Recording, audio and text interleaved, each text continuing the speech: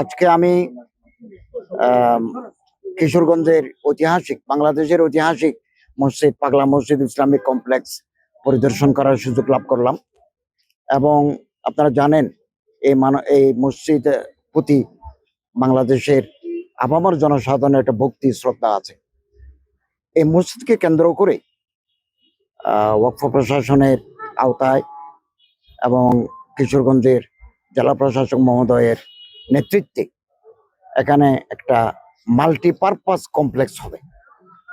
পাগলা মসজিদের আয়তন হচ্ছে 5.5 একর। তো আর কিছু জায়গা ওনারা কিনবেন। কমপ্লেক্সের এই দেওয়ালের বাইরে কবরস্থানও আছে। তো 10 তলা বিশিষ্ট একটা ভবন হবে। এখানে বহুমুখী কাজ সম্পন্ন করা হবে। প্রথম, অনাথ এতিমদের জন্য লেখাপড়ার ব্যবস্থা, ধর্মীয় শিক্ষা, মাদ্রাসা শিক্ষা, একটা সমৃদ্ধ লাইব্রেরি এবং ক্যাফেটেরিয়া, তারপরে একটা আইটি সেকশন, এগুলো থাকবে। অর্থাৎ বর্তমান আধুনিক তুরস্কে বসফরাস প্রণালীর পাশে যে মসজিদগুলো আছে, দৃষ্টিনন্দন, মাল্টিপারপাস, ওইটার আদলে পাগলা মসজিদ কেন্দ্রিক একটা ইসলামিক কমপ্লেক্স গড়ে তোলা হবে। এর জন্য 50 থেকে 60 কোটি টাকা খরচ করার জন্য কমিটি তৈরি আছে। এবং এই মুহূর্তে পাগলা মসজিদের অ্যাকাউন্টে 90,64,00,00,000 টাকা জমা আছে। এবং 12 সদস্য বিশিষ্ট একটা কমিটি জেলা প্রশাসক মহোদয়ের নেতৃত্বে ওনারা কাজ করে যাচ্ছেন। অত্যন্ত স্বচ্ছতা, দক্ষতার সাথে এই কাজ তারা আঞ্জাম দিচ্ছেন।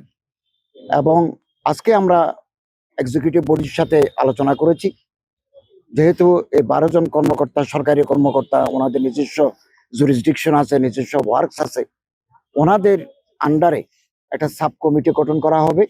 আলেম ওলামা, ইসলামিক ব্যক্তিত্বদের নিয়ে ওনারা দৈনন্দিন যে ছাগল, গরু, কোরআন শরীফ, বিভিন্ন খাদ্যদ্রব্য আসে, এগুলো বিকেলবেলা নিলাম হয়।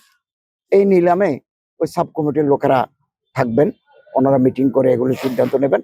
এবং কোনো সিন্ডিকেট যাতে এই পবিত্র মসজিদের গরু ছাগল দান নিয়ে যেন সিনেমারি খেলতে না পারে, এই জন্য ওই সাব কমিটি ওনারা দেখভাল করবেন। এবং মাদ্রাসায় 145 জন ছাত্র আছে, 8 জন শিক্ষক আছেন, 15 জন আছেন একেবারে অনাথ। ওনাদের মানসম্মত লেখাপড়ার এই ব্যাপারটুকু সাব কমিটির সদস্যরা দেখভাল করবেন। এটা আমরা আজকে সিদ্ধান্ত নিয়েছি। এবং আমরা আশা করি অতি সত্বর ইতিমধ্যে এই কমপ্লেক্সের জন্য ডিজাইন জমা দিচ্ছে 12টা প্রতিষ্ঠান। রাজশাহী প্রকৌশল বিশ্ববিদ্যালয়ের একটা এক্সপার্ট টিম পরীক্ষা করে একটা প্রতিষ্ঠানকে ওনারা মনোনয়ন দিয়েছেন। আশা করি জেলা প্রশাসক মহোদয় এবং কমিটি অতি সত্বর ওনাদেরকে কার্যাদেশ দিবেন। আমি আশা করছি অন্তর্বর্তীকালীন সরকার যতদিন আছেন নির্বাচনের আগ মুহূর্ত পর্যন্ত, এই সময়ের মধ্যে আমি নিজে এসে এই কমপ্লেক্সের ভিত্তি স্থাপন করতে পারবো, এটা আমার প্রত্যাশা। অনেক অনেক কাজ এগিয়ে গেছে, কেবল আর একটু গতি সৃষ্টি করা দরকার। তো এই 90,64,00,000 টাকা 13টা ব্যাংকের অ্যাকাউন্টে রাখা আছে, এফডিআর করে রাখা আছে, ওখান থেকে লভ্যাংশ পাওয়া যায়। তো ইসলামিক স্কলার মুফতি সাহেবদের পরামর্শক্রমে লভ্যাংশের টাকা মসজিদে আবার খরচ করার বিধান নেই।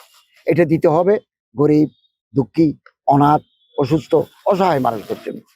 ইতিমধ্যে 2024-25 অর্থ বছরে এ পাগলা মসজিদের ফান্ডের লভ্যাংশ থেকে প্রায় 79 লক্ষ টাকা, 80 লাখ টাকার কাছাকাছি, প্রায় 80 লক্ষ টাকার কাছাকাছি ওনারা কিশোরগঞ্জ, নেত্রকোনা, ময়মনসিংহ সহ বাংলাদেশের বিভিন্ন জায়গায় যারা ক্যান্সারে আক্রান্ত, যাদের কার্ডিয়াক অ্যারেস্ট আছে, যারা প্যারালাইসিসে আক্রান্ত, এই সমস্ত রুগীদেরকে, অসচ্ছল রুগীদেরকে ওনারা বিতরণ করেছেন। আর কলেজ, মাদ্রাসা, ইউনিভার্সিটিতে বহু দরিদ্র ছাত্র পড়ে, যারা বই কিনতে পারে না, যাদের ইউনিভার্সিটিতে যাওয়ার মতো জামাত আর নাই, এই সমস্ত দুস্থদেরকেও এই লভ্যাংশ থেকে একটা পোর্শন এই শিক্ষার্থীদেরকে, গরিব শিক্ষার্থীদেরকে দেওয়া হবে। এটা একটা বিরাট কাজ। বাংলাদেশের ইতিহাসে এরকম একটা মসজিদ কেন্দ্রিক এখানে আর কাজ পাগলা মসজিদের মতো অন্য কোথাও হয় নাই। এটা আমাদের জন্য আই ওপেনার টু অল। এটা আমাদের চোখ খুলে দেবে।